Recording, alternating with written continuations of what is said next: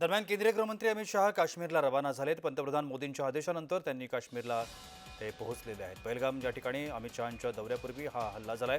दहशतवाद्यांना सोडणार नाही असं या निमित्तानं पंतप्रधान नरेंद्र मोदी यांनी म्हटलंय।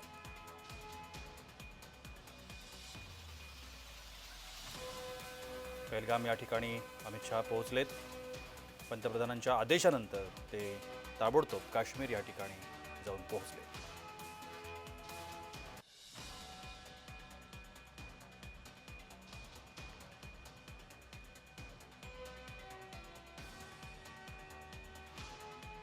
दरम्यान केंद्रीय गृहमंत्री अमित शहा हे पहलगाम या ठिकाणी पोहोचलेत आणि त्या ठिकाणी ते आता संपूर्ण घटनांचा आढावा घेणार आहेत। पंतप्रधान नरेंद्र मोदी यांच्या आदेशानंतर ताबडतोबच अमित शहा हे काश्मीर या ठिकाणी जाऊन पोहोचलेत। ज्या ठिकाणी हा पूर्णपणे दहशतवादी हल्ला झाला त्या ठिकाणी ते जाऊन पोहोचलेत।